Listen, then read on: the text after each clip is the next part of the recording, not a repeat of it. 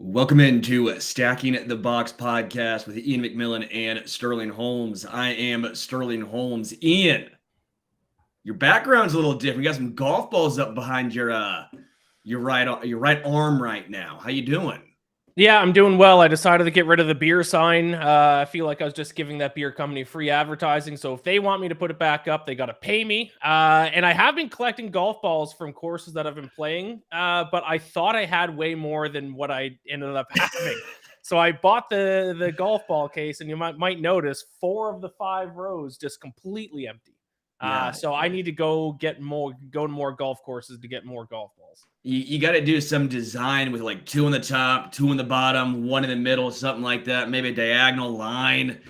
Frankly, it's sad. Okay, the bottom 4 just look like they look lonely. Yeah, I might just fill in just basic, just like normal golf balls with no logo on them on the other rows until I can get some more logoed balls. Because yeah, it looks pretty empty. It's a pretty sad sight. Put your first birdie ball in there at least. Come on, that's what's over my shoulder up there that you can't see. I got my first birdie ball up in there. I don't have mine. I'm pretty sure I lost mine in the woods the whole after. All right, let's get into it. We got a lot to talk about today.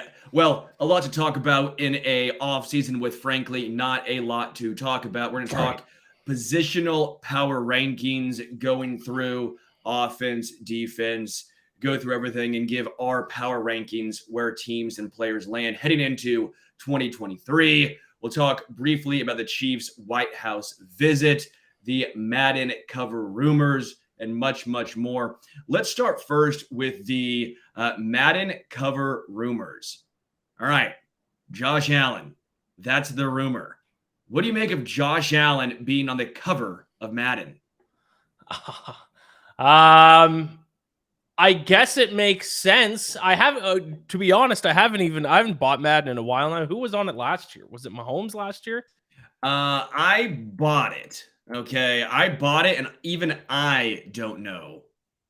I forget who it was. I bought it last year. But you know how you don't buy the actual game anymore? You download it. Let me look it up. 2023 NFL Madden. Let's see who the cover athlete was. Not the one with, I think it was actually Madden himself. Right. That was the... Right, because he died last year. And then the year before that, it was Brady and Mahomes. Yeah, I think Josh Allen makes sense if they just go back to normal players here. The last time it was a non-quarterback, Antonio Brown, 2019. Geez, talk about the Madden curse there. Madden curse used to be a big thing. You almost didn't want your favorite players to be on the cover because of the alleged curse. I think it got broken, but Antonio Brown being on it in 2019, that must have been right at the start of his downfall. Maybe the Madden curse came back. You know who broke it? Who? Patrick Mahomes, baby. That's who broke the Madden curse. I think it was broken before that. That's all he does is break it. I mean, come on. What doesn't he break? He the MVP and Super Bowl champion in the same season, Madden curse. What else can't he break? Okay. Come on, Iain. Sorry that you have Desmond Ridder. Sorry, in your eyes, 4-time MVP Desmond Ridder coming up in the future. But yeah, Josh Allen is, quote unquote, likely to grace the cover of Madden 24. I don't have an issue with it. You're not going to put Mahomes on it again, right? No. Most of the time. Well, I guess I take that back. It's not always quarterbacks. I mean, as you mentioned, Antonio Brown, Justin Jefferson was on it, if I remember correctly. Peyton Hillis was on it 1 year. So it's not always quarterbacks. I thought would be kind of interesting is if they did a split one with Jason and Travis Kelce. Since it was the brothers playing in the last Super Bowl. I thought that was interesting. Again, I'm not trying to put my Chiefs homerism in here now, but I do think that'd be an interesting one of both Kelce brothers. They are a large storyline right now. Who knows how long Jason Kelce has left in the NFL. Plus, putting a center on the cover of Madden, that might be his only chance with him and his brother. That would be pretty badass. Yeah, I do like that idea quite a bit. I think there's some receivers that you could put on it. Tyreek Hill would be kind of fun. But yeah, I think Josh Allen is fine. I mean, I'm not going to buy Madden. The game is broken. Let's be honest. It stinks. It's not that bad. But when I say stuff is not that bad, you know what that means? It's not great. It's not Right. great. It's fun to play. It's fine. I mean, I used to love it because the franchise mode was so in depth. But I mean, I haven't bought it. But I mean, apparently they've just completely stripped the entire franchise mode. So they're just kind of all in on the ultimate team, which is you kind of have to pay to win. Obviously it's smart for them making money that way, but I'm not going to buy the game and then buy packs of cards to build my Madden Ultimate team to still just get destroyed playing online against other people, because I'm generally bad at video games. So if I were to play Madden online, it's all over for me. What's funny is I'm so analytical in the real NFL. I'm so, passing is the best way to move the ball, right. All this stuff, the quarterback, you don't have a quarterback, the rest of the stuff typically doesn't matter unless you are the San Francisco 49ers. But in Madden, when I play against people, I revert back to football in the 1930s. I'm running I formation only. I am having a fullback on the field at all times. Okay. I am plugging away for 3 and 4 yards a clip. That's all I'm doing. I am so bad throwing the rock in Madden. It's just interception after interception. It's stupid. It's like the computer their heads are backwards, but their arms are this way. And they're somehow picking me off. I'm just going, you know what? Fine. Give me Nick Chubb. I'm running for 4 yards a clip, and we're going to have 3 possessions only. That's how I'm going to win. Yeah, I love it. You know what I am excited for that I am going to get, though, then when the NCAA football game comes out next year or something. That's going to be great. Yeah, that'll be pretty sweet. Getting into the Chiefs' visit to the White House. One of the funny things I saw was Travis Kelce trying to take the mic when they handed Biden the jersey, right? Because, every president, when they go there, they give him a jersey. Mahomes and Biden are to one side. And then you see Travis Kelce step on the mic, start, hey, guys, I've always wanted to do this. And then Mahomes just rushes over and is like, nope, sorry about that. No speech for you, Kelce. I did not see this whatsoever. Did this just happen yesterday? Yeah, it was great. It was outstanding. It was phenomenal. Just seeing Kelce in his element was great. Not only that, but seeing some of the former Chiefs players, the talk is Frank Clark coming back. You see him post on Twitter saying, we, saying, look what we did. Look at us. And you're sitting here. There's a little inkling of me going, Frank Clark might be coming back. Frank Clark's market might not be as robust as he once thought. And if this little trip is any indication, I'm sure the players are also in his ear saying, hey, Frank, come on back now. You're seeing Chris Jones on Twitter nearly every single day saying, hey, we want the Shark back. Now you're in person talking to him. There might be a little swaying going on right now. Yeah. All right. Yeah, come on. You're a huge Chiefs fan, Ian. Don't you want to talk more about the gloriousness that is the mini dynasty currently that we're witnessing with the Kansas City Chiefs? I can only take so much Chiefs talk in a podcast, and I know once we get to the power rankings portion of the show here, I know we're going to be talking about a lot of Chiefs players. So I'm trying to limit how much praise I can give this Kansas City Chiefs team. I've talked about this before. The Chiefs I'm starting to dislike the Chiefs, which I didn't think was going to happen because they are a likable team. They're a team that struggled for a long time, finally good.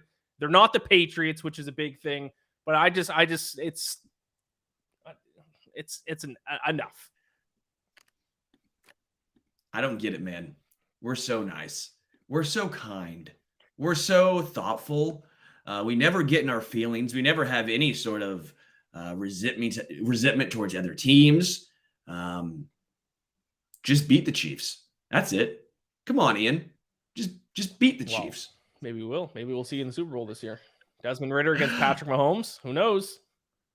All right. I do want to say, if you guys want to do us a huge solid, NFL fans of any sport, DraftKings has upgraded their sign-up offer for a limited time. If you are a new user, you can receive $200 in bonus bets by following just 3 steps. Create an account, deposit, and then wager $5+ on any sport. NBA Finals Game 3 tomorrow, all tied at 1 apiece. Whether your first wager wins or loses, you still receive the $200 in bonus bets. All you have to do is use code STB when you sign up. Best part is using our code STB not only gets you the bonus, but also supports the podcast. If you're considering signing up for DraftKings, definitely use our code STB to maximize your first bet. Do it. Come on. Go to DraftKings. Help the fellas out. Win yourself some money. Get those $200 in bonus bets. Use code STB. I won some money. Okay, I'm not going to lie. I put money on Miami last Sunday night. Yeah, put money on Miami Sunday night. Pretty good ROI right there. Anytime you count out Spoelstra and that Heat team, they bounce back. But we're not an NBA podcast. We're an NFL podcast. So let's get into our positional power rankings heading into the 2023 NFL season. Let's start with quarterback. Iain, what do you have? Do you want me to list the top 5, or do you want to go back and forth 1, 1, 2, 2, 3, 3, 4, 4, 5, 5? Let's go back and forth. I like that. All right. Unfortunately, this is why I didn't want to talk about Chiefs too much earlier, because I wish I had it in me to come up with a hot take and not put Patrick Mahomes number 1, but that would just not be genuine.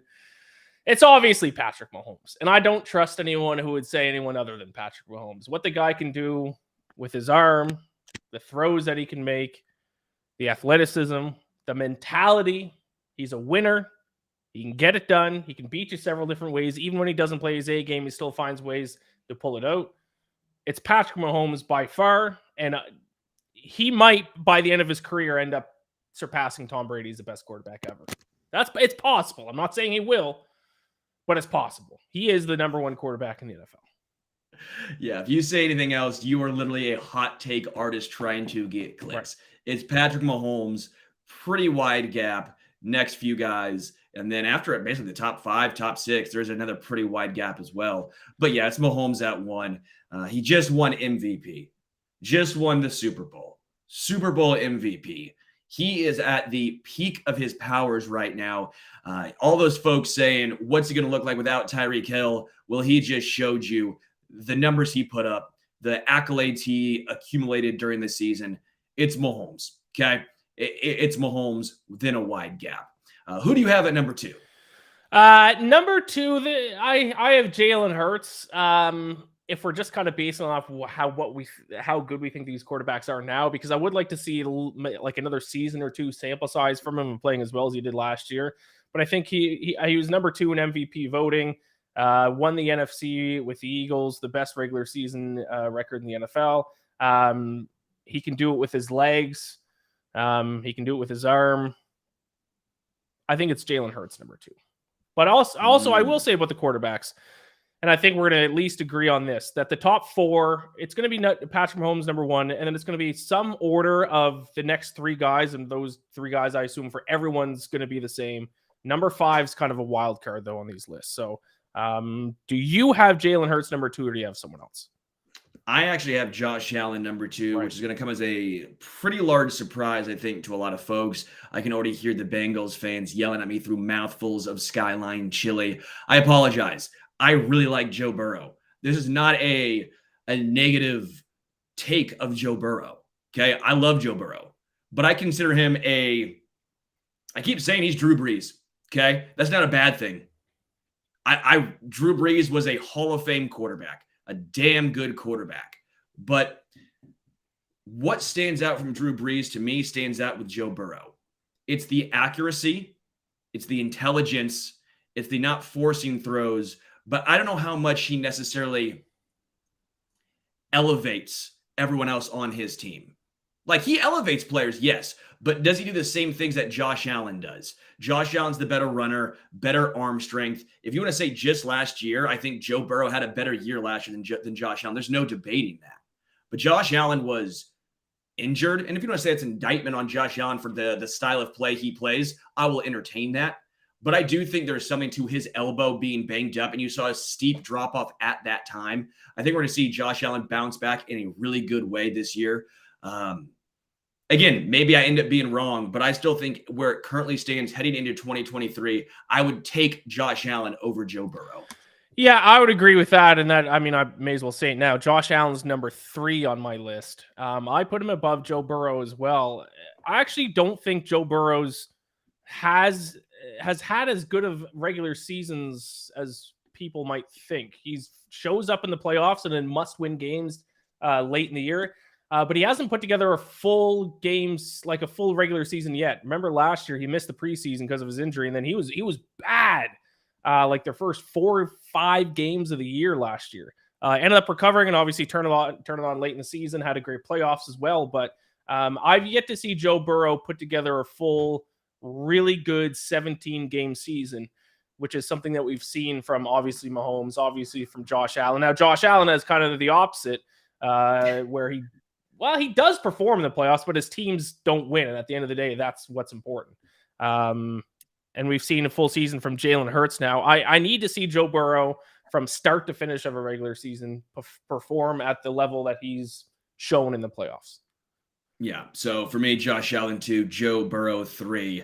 And again, I'm with you to an extent. I have Joe Burrow over Jalen Hurts, who is my number 4. I'll say it now. Jalen Hurts is my number 4. I have to see more from him before I can really put him above Joe Burrow. What is interesting, and you mentioned it, is the regular season. Joe Burrow's had fine regular seasons. They're not bad. They're not horrendous, but he does get elevated because of his playoff success, which again, end of the day, that is what you're graded on. No one would remember Troy Aikman if he didn't win those rings. You look at Troy Aikman in his regular season statistics, they're brutal, man. I mean, they're not good. You look at him, he's Ryan Tannehill. He was Alex Smith at best in the regular season. But his team won Super Bowls. He put up big numbers in the playoffs. That elevates him. It was the same reason why Joe Flacco, for that 3-season stretch, got the "is he elite" conversation. They won a Super Bowl. Right. That's what it came down to. Joe Burrow has been so good, electric in the playoffs, and the team's success has followed. I think we get a little clouded. Josh Allen, again, who knows where we would have him if that 13-second game never happened against Kansas City. Right. I mean, he did all he could.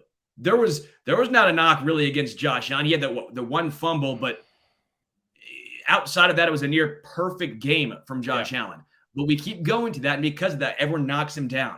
I'm not going to do it. I'm not going to be clouded by it. So I have Mahomes, Josh, Joe, and then Jalen Hurts 4th. I need to see more from Jalen Hurts. I got to do it. Great year last year. Playoff success as well. But I need to see more than 1 year from Jalen Hurts. I agree. That's fair. As much as I like arguing with you and debating it, even though we don't have the same order of the top 4 quarterbacks, I kind of agree. That is the knock on Hurts. We got to see another year from him. But I'm willing to put him number 2 just because of how good he was last year. Number 5, who do you have? So this might be a little bit of a hot take because people might say Herbert, maybe Trevor Lawrence.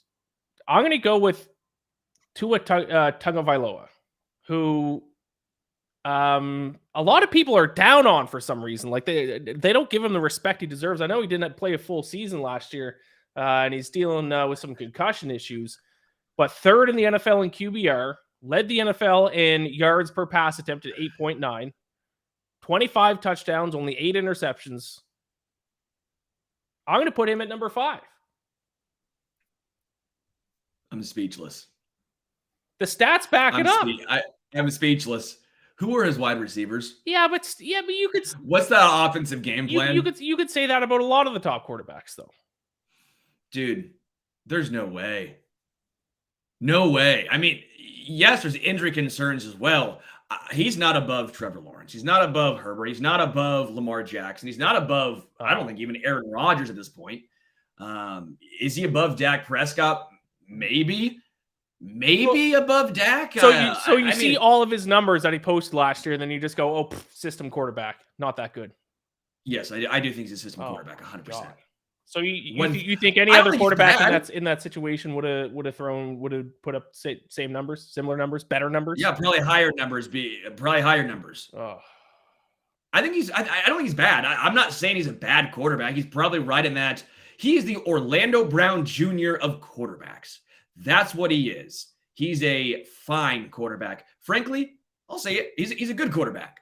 He's not a great quarterback. He's not elite. He's good. That's what he is. He's in the same range as Dak Prescott, that 8 to 12. That's where he slides in. I don't think he's going to elevate your team. Probably not going to be a hindrance to your team, but he's not going to elevate your team. I'm going to go Justin Herbert at 5. And I understand the lack of any real success from Justin Herbert. I'm not denying that. I think the OC has been the main issue. I think the fact that they don't let him play, they act like he's Matt Schaub. It makes no sense. It makes no sense, the Chargers' offensive game plan, when they have Justin Herbert at quarterback. They have one of the QBs in the NFL that actually is a game changer. Not a game manager, a game changer. And you only see him air it out against good teams when they're down. All of a sudden, like, all right, Herbert, come on. Now throw the ball after we've ran the rock and had you check down to Austin Eckler 11 times a game. It makes no sense. I do think with a new OC, we're going to see Herbert take a massive step forward. I can't quite get there with Trevor Lawrence. Not quite there. I think he's probably 6 for me. Lamar at 7, or Lamar at 6. Lawrence at 7. Either way, you slice and dice it. But I'm going with Herbert at 5.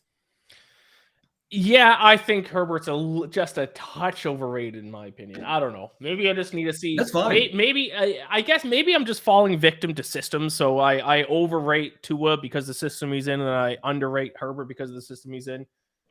Maybe that's the case. Maybe I think you should be able to overcome a system. Maybe I think a system can't make a quarterback, but I mean, he's still good. I'd probably put him in number 7 or 8.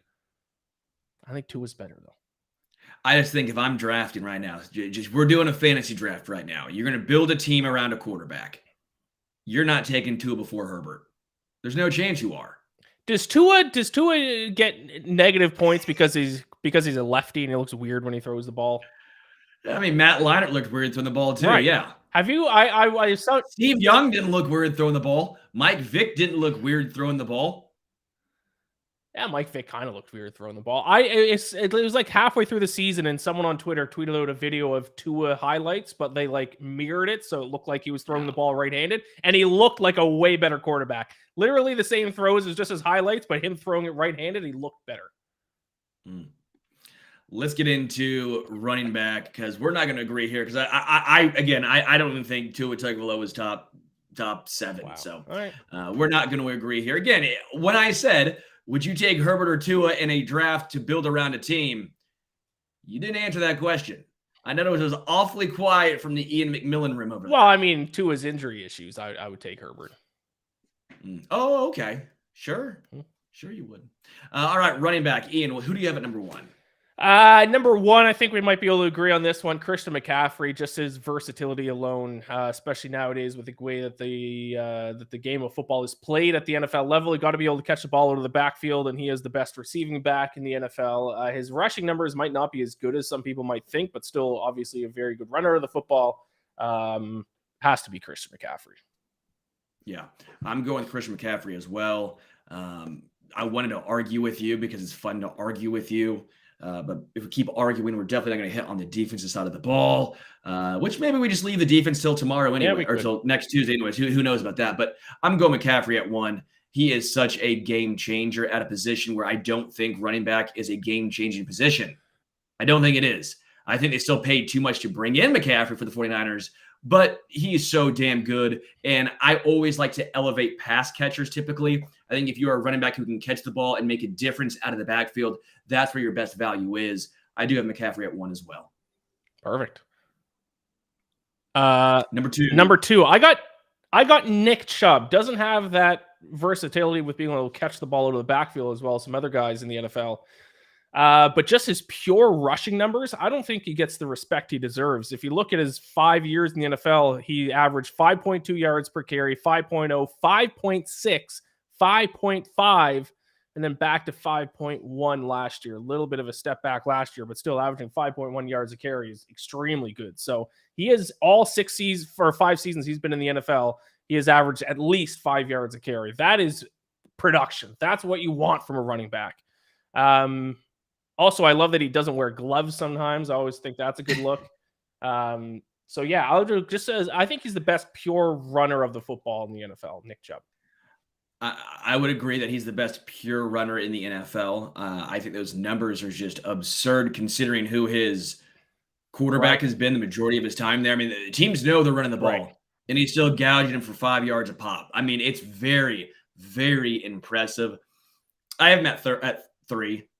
I'll give you, because he's my third guy. I knocked him just slightly because of the pass catching ability. Again, best pure runner in the NFL, but pass catching, that's not his specialty. Fair. They've had third down backs traditionally on that Browns team. I'm actually going to go with Saquon Barkley at 2. His bounce back year last year really impressed me. Really impressed me. He can obviously be a game changer, catching the ball out of the backfield as well. I want Saquon 2, Nick Chubb 3. I don't even think I have Saquon on my list. Oh no, I have Saquon 5. Saquon's kind of a interesting issue because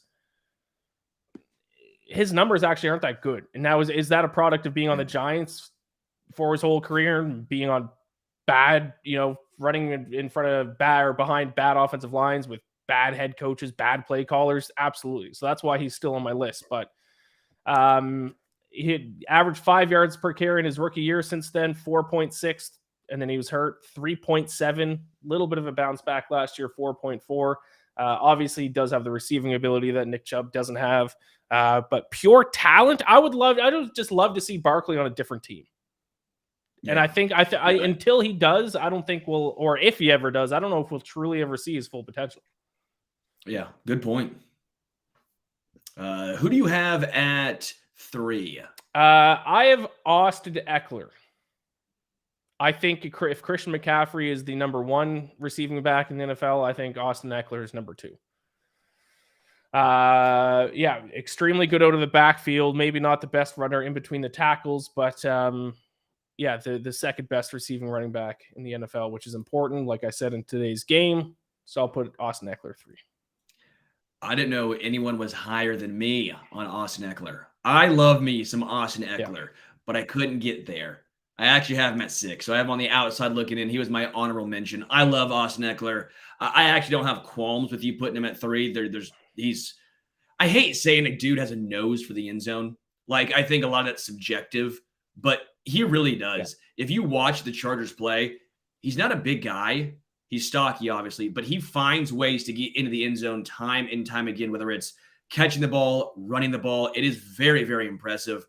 Yeah, he's a great pass catching back. You're right, probably the second best in the NFL, but he doesn't really break a lot of tackles when he catches the ball. He just gets a lot of opportunity.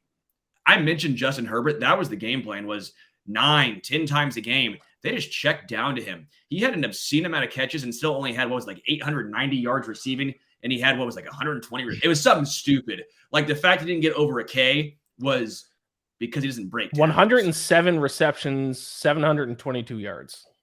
Yeah, that's absurd. I mean, that's just large numbers. It's a lot of catches, not a lot of yards, a lot of checkdowns, not making a lot of guys miss. He's a 6 for me. My 3rd, as I mentioned, was Nick Chubb. My 4th, though, I'm going Josh Jacobs. Got to give the Raiders some credit here. They didn't bring him back in that 5th-year option, and he proved him wrong. I mean, Josh Jacobs was a menace last year. Watching a lot of Raiders games, he was just bowling over guys. He was their offense at times. Josh Jacobs carried that horrible team to multiple victories. I'm going Josh Jacobs at 4. Yeah, I won't argue with that. Great year last year, 4.9 yards per carry, 97.2 yards per game, which led the NFL, I believe. So I don't have Josh Jacobs on my list. I have Jonathan Taylor in at number 4. And maybe I shouldn't. Maybe I should switch in Josh Jacobs, because Jonathan Taylor in his 11 games last year actually wasn't that good. Like, his yards per carry dropped off a full yard from the year before. But maybe I just can't get over how good of a year he had in 2021 when he was averaging 106.5 yards per game, 5.5 yards per carry. Last year was tough for him, though. Yeah. We've seen a lot of guys have one great year at running back. Hell, Peyton Hillis, again, was on the cover of Madden. But I think, again, Jonathan Taylor's going to have a better career overall than Peyton Hillis, but I need to see him bounce back. Yep. Same reason why Saquon wasn't near my top 5 or top 10 last year going into it, but after that year, I think he's back. I need to see Jonathan Taylor back fully healthy. He has a full off season. Maybe he bounces back this year, but I got to see it first. So I don't have Jonathan Taylor in there. My number 5 is Derrick Henry. I have to have Derrick Henry in there. I know he's not a pass catching back, which I've said I value very highly. Like, Aaron Jones missed the cut. Austin Eckler missed the cut. But Derrick Henry, for such a long time, has been the Tennessee offense. He was last year. I get the yards per carry numbers are never ridiculous. Part of that is because the offensive line's been horrible. Alec Burks was their wide receiver 1 last year. Ryan Tannehill wasn't even their quarterback the entirety of the season. They had Malik Willis. They had Josh Dobbs. I still have Derrick Henry at 5. Just if you ask and poll a lot of NFL players, they always say Derrick Henry's up there. So for that reason alone, I'm not trying to tackle Derrick Henry. But if they think it's hard, I'll put Derrick Henry at 5. I don't have Derrick Henry on my list. I'm a Derrick Henry truther. For all the points that you said, I'm a yards per carry guy. 3 years ago, he'd be number 1, and it's not even close. But we're not talking about 3 years ago. We're talking about now. He had 4.3 yards per carry 2 years ago, 4.4 yards per carry last year. He's not a receiving back. Only 33 catches last year, 18 the year before. I'm just looking at his Pro Football Reference page right now. He finished 9th in MVP voting and 12th in Offense Player of the Year last year. Who is voting for Derrick Henry last year? He got 1 million carries. That's why he still had 1,500 yards, but he led the NFL in carries at 349. I don't know how he finished 9th in MVP voting. I will say that is impressive. I understand that's a counting stat, if you will. It's like Omar Vizquel in Major League Baseball. Is he or is he not? It's like Frank Gore to an extent in the NFL, right? The best ability at times is availability. I know he has missed games before in his career, but the fact that he can take that many carries, the fact that his body can handle that many hits and keep getting up and keep going, that there is something to that. That is very impressive. I don't think McCaffrey can take that many carries. No. I know he can. We've seen that before. I don't think Alvin Kamara or Aaron Jones or a lot of these Austin Eckler, there's a reason why Eckler only gets 10 carries a game. Derrick Henry's body can handle that physicality. I do value that to an extent. Yeah, for sure. That's a fair point. I mean, I wouldn't put him outside the top 10, but to me, this season, if we're evaluating today how good these players are, Derrick Henry's not my top 5. Who's your 5th? Barkley. Oh, Saquon. Yeah. All right. Let's hit wide receiver. Wide receiver, who is your number 1? You know what? I think we're going to actually have a lot of agreement in our top 5, and it's kind of a bummer. Yeah, it is a bummer. Maybe I'll switch my list just so I can argue. But no, I think it's Justin Jefferson. I don't think there's too much debating that. Is there a debate? I think we both have Justin Jefferson number 1. Is there anyone that, like any other receiver in the NFL, that if someone said they're the best guy right now, you wouldn't argue? Quite frankly, there's about 5 guys, maybe 6, I wouldn't really argue over. I think there's such a clear-cut top 5, top 6. I have Jefferson at 1 as well. I do. And part of that was what he does with Kirk Cousins as his quarterback is very impressive. Like, you see him take over games. Was it against the Bills? If you remember that game? Yes. I think it was against the Bills, where he had some horrible throws thrown his way, and he found ways to just drag that team to a victory. Yeah. I have Jefferson at 1, but I'm not going to sit here and say if you have someone else that it's asinine. Like, okay, if you have Terry McLaurin at 1, I'm gonna say no, you're a dumbass. If you have Jalen Waddle or Devontae Smith or maybe even AJ Brown at 1, I'm gonna say no, you're wrong. But I have Jefferson at 1, but there's a couple other guys you can make the case for that I wouldn't be that upset about. Yeah, fair enough. But I would still argue with anyone that Justin Jefferson's number 1. He's playing with a not so great quarterback. Led the NFL in basically, yards per game. He didn't quite have as many touchdowns as some other guys last year. Only 8 touchdowns. But I think it's Justin Jefferson. Yeah. Who do you have at 2? I have Cooper Kupp at number 2. Obviously hurt last year, but this is a guy who 2 years ago won the receiving triple crown of receptions, yards, and touchdowns. So if he can come back healthy this year, I think maybe he's a guy who could be in the argument of being the number 1 wide receiver, especially if he gets back to the level of production he had 2 years ago. So I'll say Cooper Kupp. Yeah, I actually had Kupp second as well. He only played 553 snaps last year, as you mentioned, but he only dropped 1 of his 76 catchable passes. Wow. That would have been his best of his career, which is very, very impressive. That's according to PFF. I have Cooper Kupp second as well. I think a lot of people forget about him because he, again, was cut short from injury, and wide receiver is a position where there's so many good players. There's so many great wide receivers that if you have 1 year off, you drop. Yeah. But I do think Cooper Kupp is going to have a massive year, especially if Matt Stafford's back and healthy. I don't think the Rams are good, but that connection is undeniably one of the best in the NFL. I'll have Cooper Kupp second as well. Who's your number 3? Right now, I have Jamar Chase, but I could be convinced otherwise. I think he does get a little bit of a boost playing with Joe Burrow, and they have a very strong receiving core. T. Higgins on the other side obviously takes a little bit of pressure off him. But just pure talent, I think Jamar Chase is who I'm going to have to say number 3. So I actually have 3 and 4 tied. I basically have 3A and 3B. I know it's dumb, but I can't find a way to go. And they're such different players. It's Tyreek Hill and Devontae Adams. I can't find a way to put one above the other. They're different style of plays. Here's some numbers from what Devontae Adams did last year for the Raiders.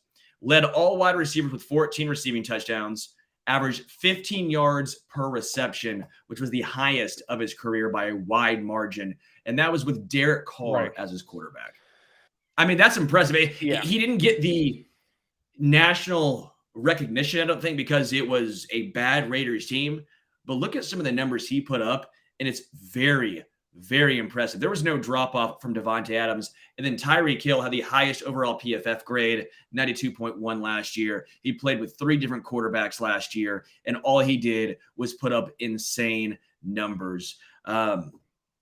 I can't find a way to go back to put one above the other. I guess if I was drafting a team, I might take Tyreek Hill above Devontae Adams. But again, they're 3A and 3B. They're both so damn good. And then who's your number 5? My number 5, I went back and forth. I went with Jamar Chase. I wanted to go A.J. Brown. I really wanted to go A.J. Brown. I couldn't quite get there. Maybe it's the Chiefs and me seeing Jamar Chase just absolutely destroy Kansas City time and time again. So I maybe I'm a little bit blinded by what I've seen each time he plays against the Chiefs. But my wild card was going to be Amon-Ra St. Brown. Oh, that's a name I didn't know. Amon-Ra St. Brown for the Lions has been incredibly reliable. He's been one of the biggest difference makers from that offense going from horrendous to legitimately good. The Lions had the 5th highest scoring offense last year, 3rd highest yardage offense last year with Jared Goff at quarterback. Goff had a good year, but a lot of that was because of Amon-Ra St. Brown. So if you want to go my 5, I can't find a way, but I was going to go Jamar, Amon-Ra St. Brown, and A.J. Brown. They're in that next tier behind Devontae and Tyreek Hill. Yeah, since I said Jamar Chase number 3, I've thought about it some more. I've looked at some numbers. I think I'm going to switch out. I think I'm now going to have literally the exact same list as you. But I will put Devontae Adams solo 3 based on we saw how good he was with Aaron Rodgers, and then he did the same thing with Derek Carr. You can't just say he was as good as he was because of Aaron Rodgers if he did the exact same thing with Derek Carr. So I'll put Devontae Adams solo 3, Tyreek Hill 4. I'm still sticking to Jamar Chase 5, but your point about why can I never pronounce this? Amon-Ra St. Brown. It's the sun god. Come on, Iain. That's an interesting case to put him in at number 5, though. I didn't really consider him. I don't hate that argument, but I'm going to stick with Chase. I'm not going to drop him down too far. I'll slot him in there, number 5.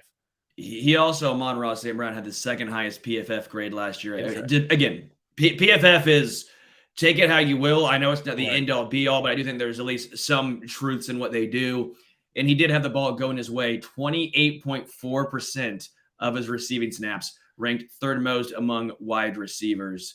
I will say, though, his yards per depth was only 6.5, which was near the bottom of wide receivers eligible. So it wasn't a lot of deep throws. It was a lot of Michael Thomas-esque throws, right? Who'd they have number 1, Jefferson? I actually didn't see that. I'm assuming it was Jefferson. Don't have that in front of me. I'll also say Stephon Diggs might be in that Yes, next tier down with A.J. Brown. But again, it just goes to show how many wide receivers are really good in the NFL right now. It's also why paying a wide receiver becomes a very tricky proposition. PFF had Tyreek Hill as the number 1 receiver. Yeah. Tyreek Hill, St. Brown, Jefferson as their top 3. Yep. All right, we're going to leave defense for next week because I want to spend more time there, and we have tight ends up right now. Who do you have at number 1, Ian? Unfortunately, Travis Kelce. Is Travis Kelce getting annoying to Chiefs fans at all, or no? Just as a person? No, he is not. I actually had a chance to talk with Travis Kelce on Saturday. I got a chance to talk with Holmes and Travis Kelce at this charity event, which, by the way, little side note with Patrick Mahomes, he was there and his wife, Brittany Mahomes, were there. I said, hi, my name is Sterling Holmes. And Brittany goes, oh my gosh, we have a daughter named Sterling.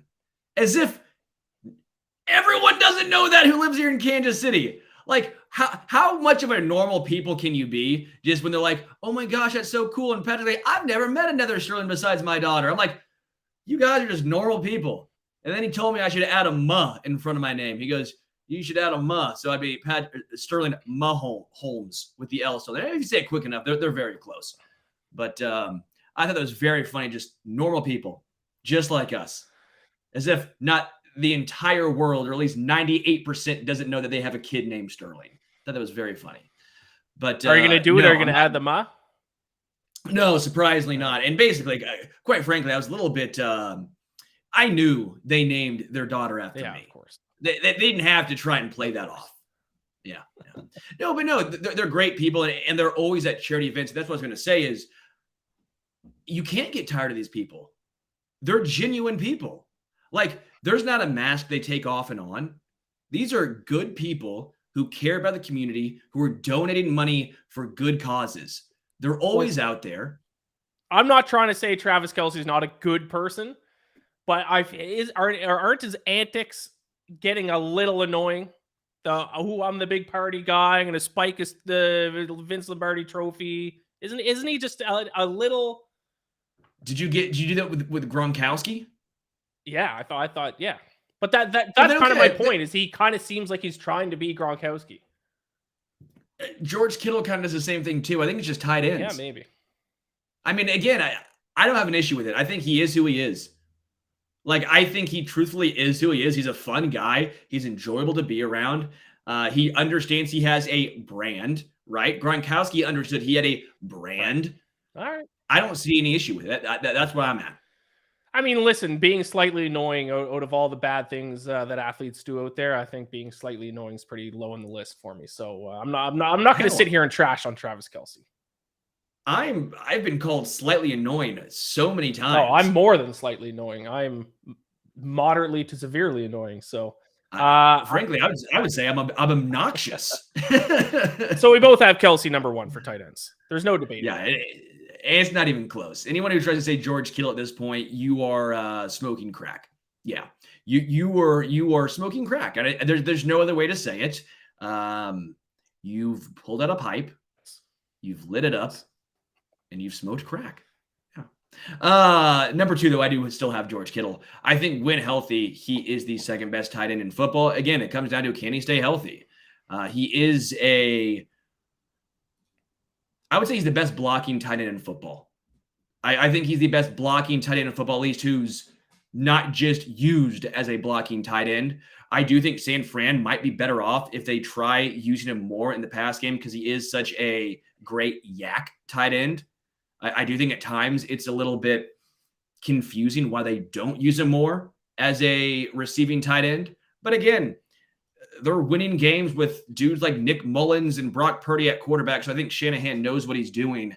I'll have George Kittle at second best tight end in the NFL, but it's still a wide drop down from the elite Travis Kelce.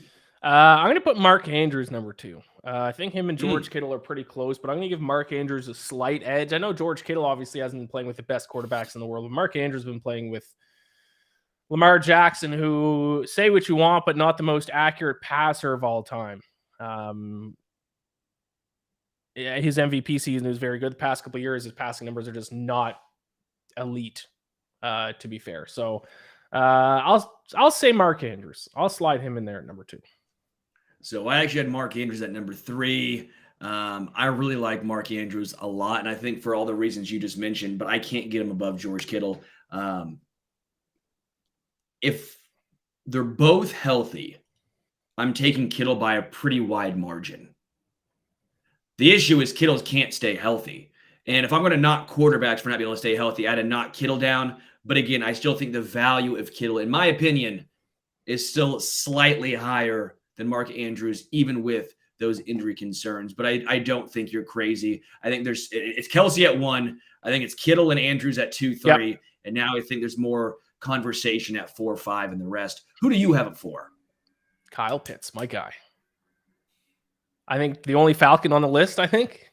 Although I was tempted to put Desmond Ridder in the top 5 for quarterbacks. But Kyle Pitts, number 4, one of the most athletic tight ends in the NFL.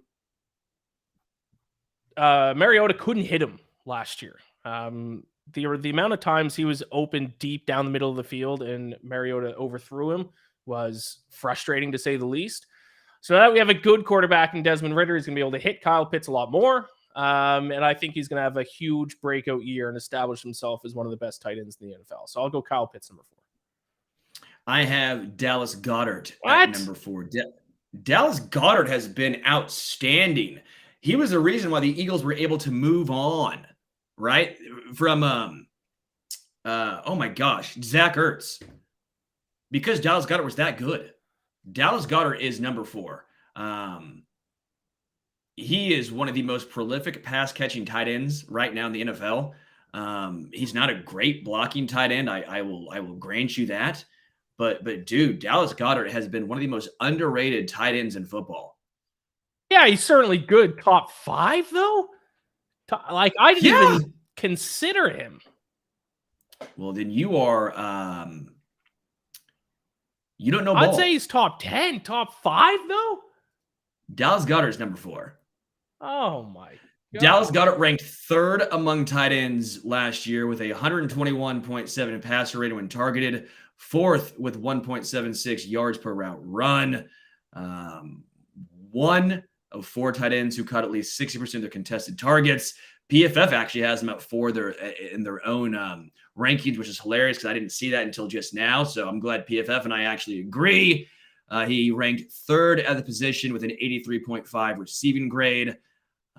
Man, I'm all in on Dallas Goedert being number 4, especially top 5.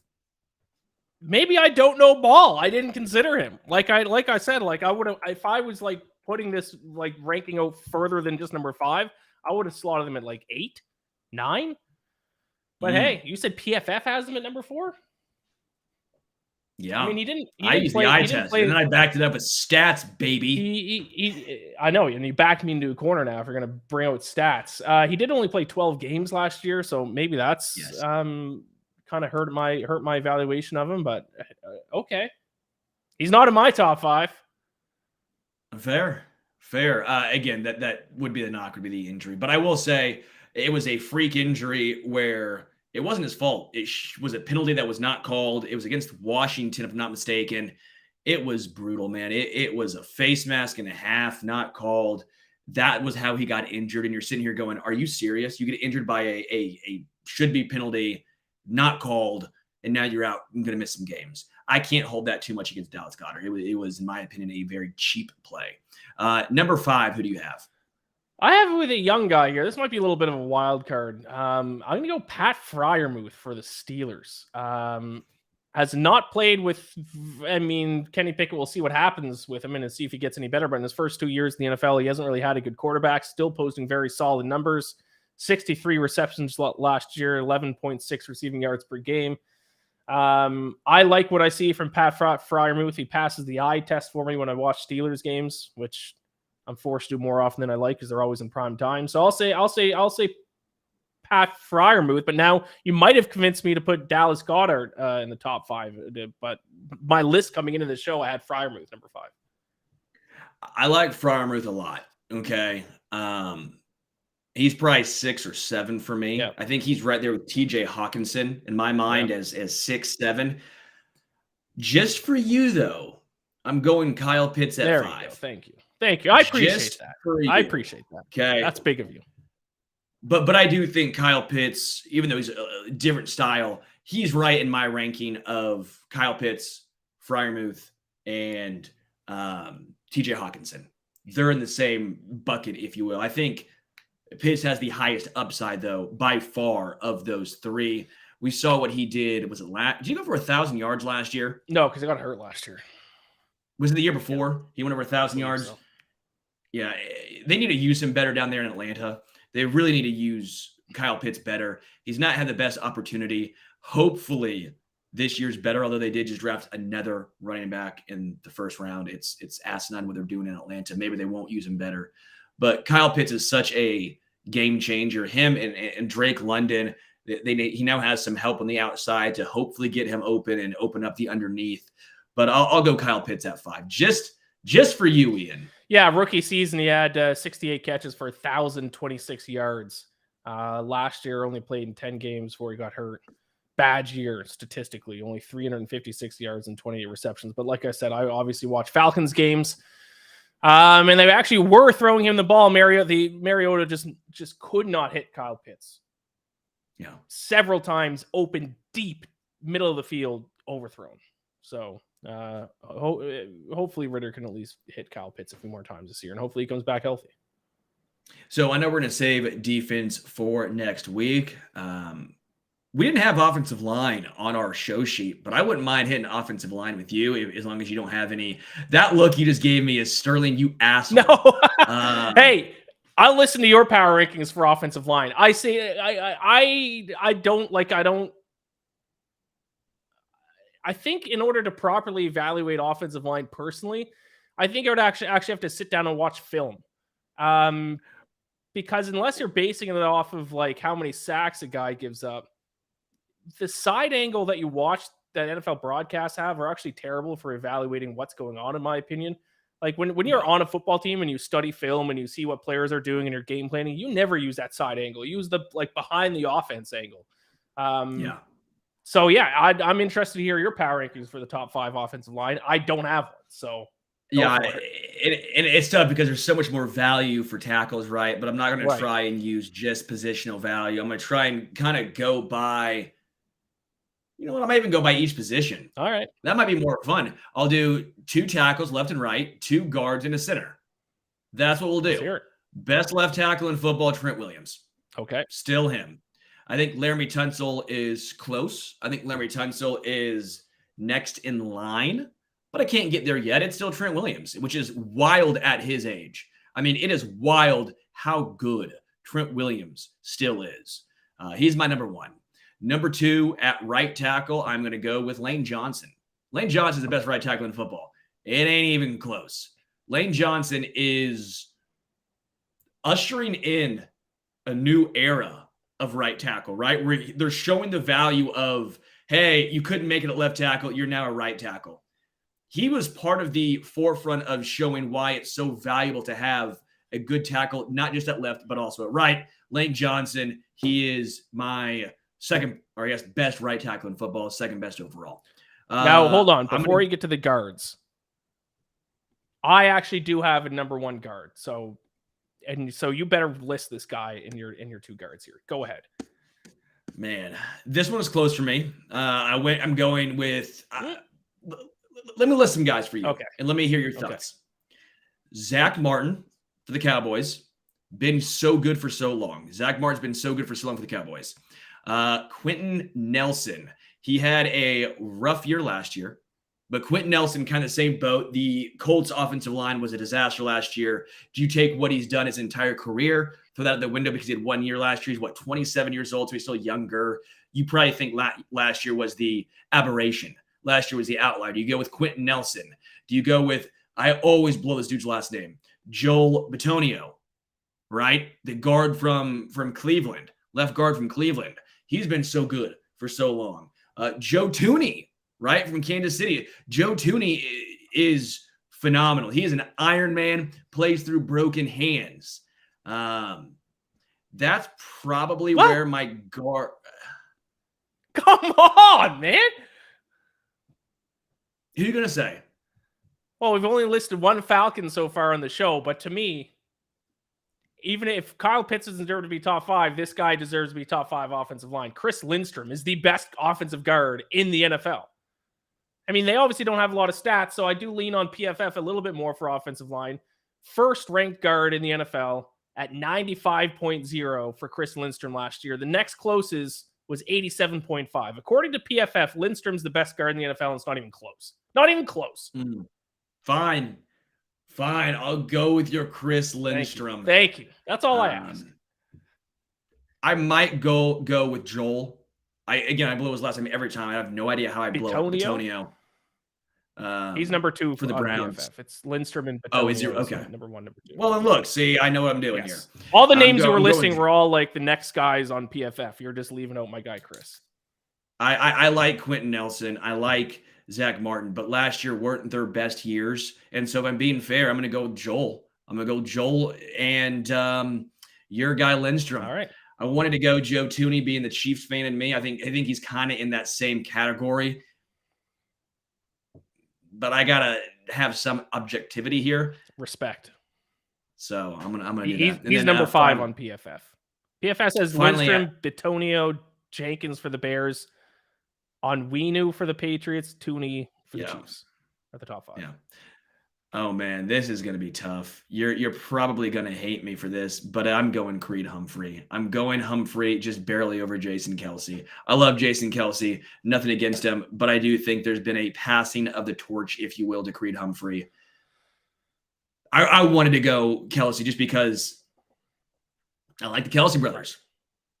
And this is not me trying to be a Chiefs homer, but if you watch a lot of football, you'll understand how good Creed Humphrey is.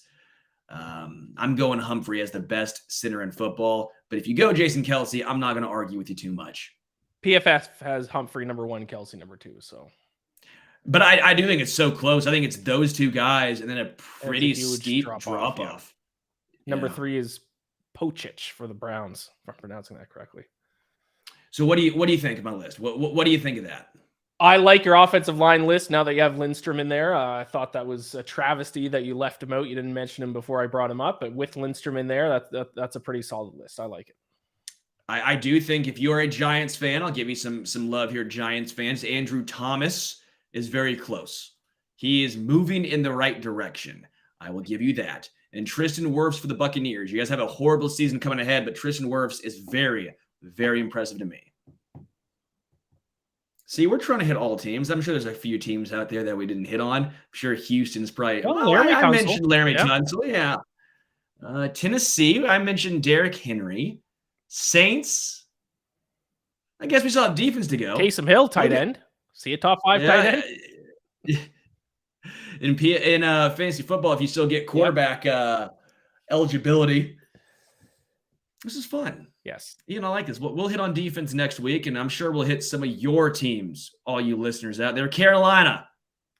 All they got was the McCaffrey, who's no longer on their team. I will say, I have a Carolina defensive player, though, so Panthers fans tune in next week. Jets? Jets might get something in there. Possibly. We'll see. Broncos haven't got their name called yet. Surprisingly, the Russell Wilson-led Broncos have not gotten their name called yet. No. Huh. We'll see, baby. We'll see. Stay tuned for next week. Ian, before we get out of here, what the hell's going on with you? Nothing. I got nothing going on this week. I went to an LPGA event this past week. Watched Rose Zhang win in her pro debut. That was pretty fun. Taking it easy this week, so I got nothing for you. What do you got going on? Well, golf trip coming up in 2 weeks. So I'm training. I went from we've been doing this about a month, 6 weeks now or so. Started with 40 push-ups, 40 sit-ups, 40 squats a day. Then went to 60. Then went to 80. Yesterday, we rung in the 100. Wow. And let me tell you, 100 push-ups yesterday was hard. 100 sit-ups yesterday was very hard. 100 squats yesterday, my knees said no more. But guess what? Got to run it all back today. Every single day, 100. That's impressive. Yeah. Not even close to the Bo Jackson. The Bo Jackson, I think, was 500 a day. And I am not even sniffing that. Well, he's arguably the greatest athlete of all time. So I think that's forgivable that you're not doing that. Is that forgivable? Okay. So. Yeah. Surprisingly, a 5'10 dude who's 170 is not in the same realm as Bo Jackson. Surprisingly, yeah. I know, Ian. Well, this was Stacking the Box. For Iain MacMillan, I am Sterling Holmes. Stay tuned for next week as we hit the best positional players on the defensive side of the ball. Until then, we are out.